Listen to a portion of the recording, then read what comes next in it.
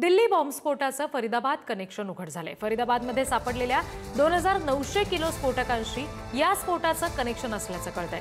फरीदाबादमध्ये doctor मुझम्मिल Shakeel आणि एका मौलानाच्या घरातून ही स्फोटकं जप्त केलेली आहेत। फरीदाबादमध्ये सापडलेल्या अमोनियम नायट्रेटचा दिल्ली स्फोटांसाठी वापर झाल्याचं कळतंय। दिल्लीतील स्फोटामध्ये आयडीचा नाही तर अमोनियम नायट्रेटचा वापर केला गेलाय।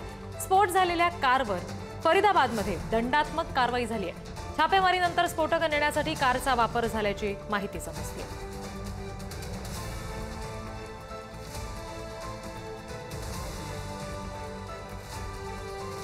या सगळ्या संदर्भात चर्चेसाठी सध्या संरक्षण तज्ञ अभय पटवर्धन सर आपल्याशी जोडले गेलेले आहेत। त्यांच्याशी आपण बोलणार आहोत। सर नमस्कार। आत्ताची ही अत्यंत भीषण राजधानीतली घटना आपण बघतोय। कालपासून या सगळ्याचे अनेक फुटेजेस समोर आलेले आहेत, पण सध्या आता नवीन माहिती समजते की अमोनियम नायट्रेटचा साठा जप्त करण्यात आलेला आहे। या सगळ्याचा नेमका कशा संदर्भाने आता या सगळ्याचा संबंध जोडता येऊ शकतो?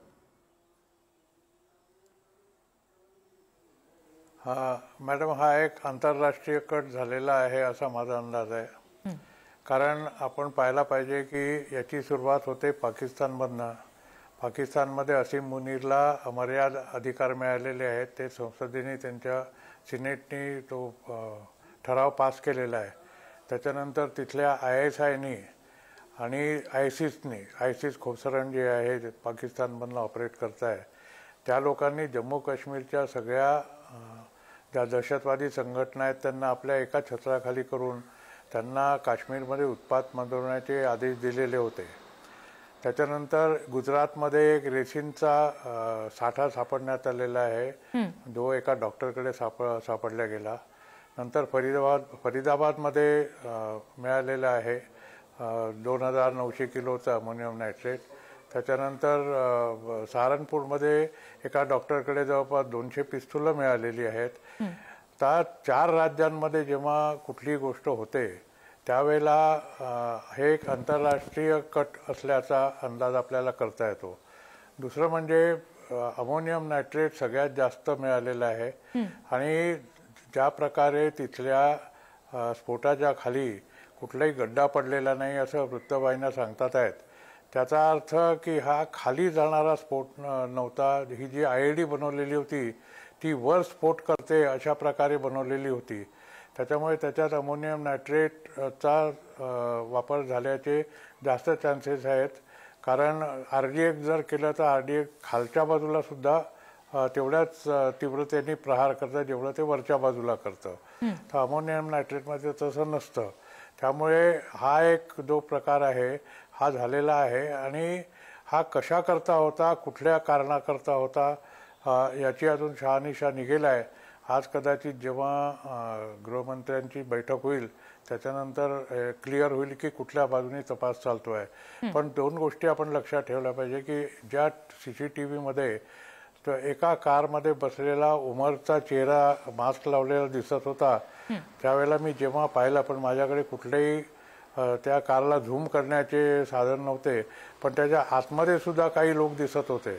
त्यामुळे जेव्हा CCTV सांगतं की ही कार स्लोमध्ये येत होती, स्लो मोशनमध्ये, आणि सिग्नलपाशी येऊन थांबली, त्यावेळेला त्याच्यामध्ये 1 किंवा 2 लोक असणार। एक उतरून गेला असेल आणि दुसरा बसलेला असेल। हा एक आत्मघाती हमला होता। आता याच्यामध्ये जे अमोनियम नायट्रेट ठेवलं ते ॲक्च्युअली पहिलेपासून आलं होतं का लाल किल्ल्यामध्ये जेव्हा ही गाडी पार्क केलेली होती तेव्हा होतं, हेही अजून क्लिअर झालेलं नाही आहे।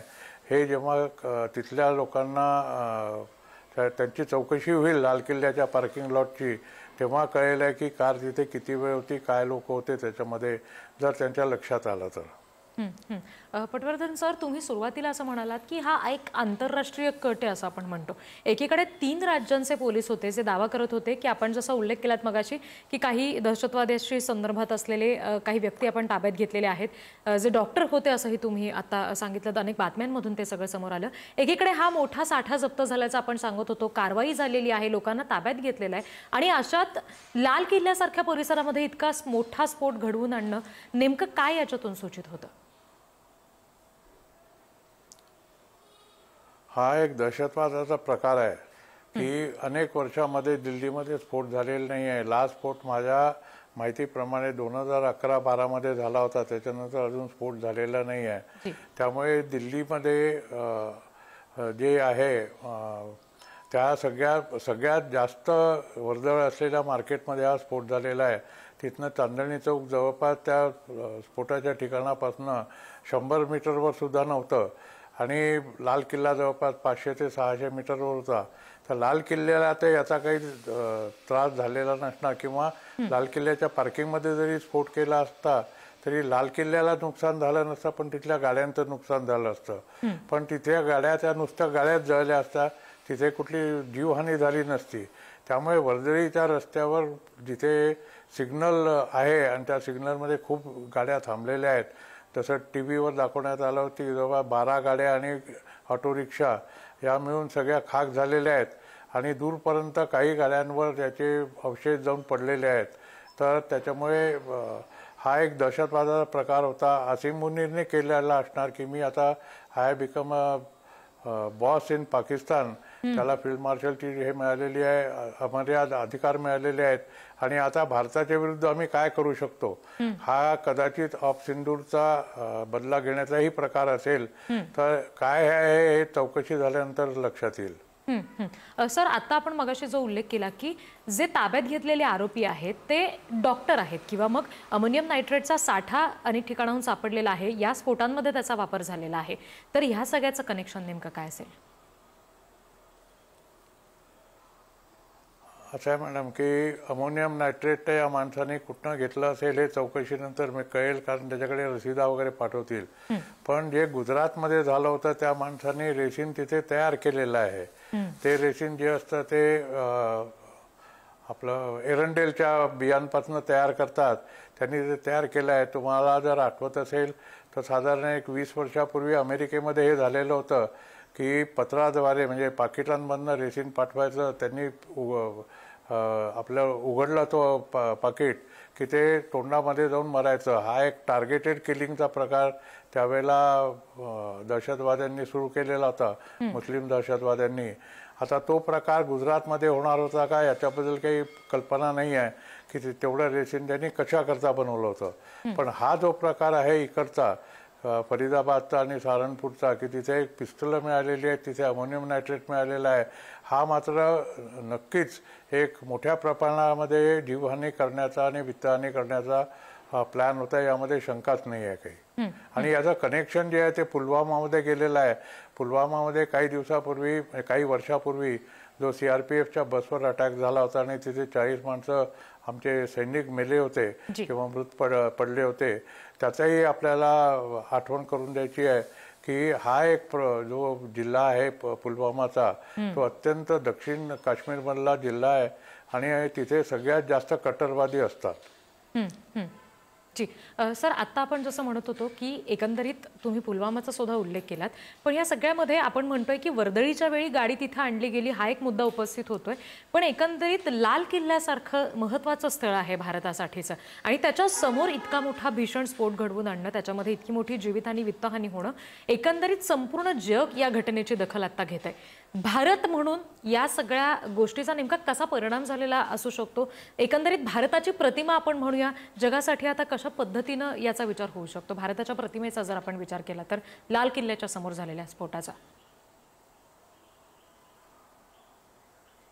भारताच्या प्रतिमेवर याचा फारसा प्रभाव पडणार नाही, कारण अनेक वर्षांनंतर असा हा स्फोट झालेला आहे. 2008च्या नंतर 2012च्या नंतर एवढा मोठा स्फोट पहिल्यांदा झालेला आहे. जगभरामध्ये हे होत आहे, अमेरिकेमध्ये हे होत आहे, इंग्लंडमध्येही झालेलं आहे. तिथे स्फोट नाही झाले पण तिथे अटॅक झालेले आहेत, टेररिस्ट अटॅक झालेले आहेत, फ्लोईंग झालेला आहे. त्यामुळे दहशतवादी अटॅक सगळीकडे झाले आहेत. पण हा एक जो अटॅक आपल्याकडे झालेला आहे हा भारत सरकारला दाखवण्याचा त्यांचा प्लॅन असावा की तुम कुछ भी करो लेकिन हमको जो करना है वो हम करके रहेंगे. आणि एवढं मोठं अमोनियम नायट्रेटचा साठा यांनी घेतला आणि या लोकांना कल्पना आली नाही आणि तिकडचे लोक आले तर कदाचित काही त्रुटी असतील पोलिसांच्या चौकशांमध्ये की हे लोक कसे काय आले, किती दिवसांपासून इथे राहतात आहे, स्लीपर सेलचे लोक आहेत का कसे आहेत, जी. तर हा एक इंटेलिजन्स फेल्युअर आहे का किंवा इंटेलिजन्स निग्लिजन्स आहे का, हा सुद्धा एक अँगल याच्यामध्ये निघू शकतो.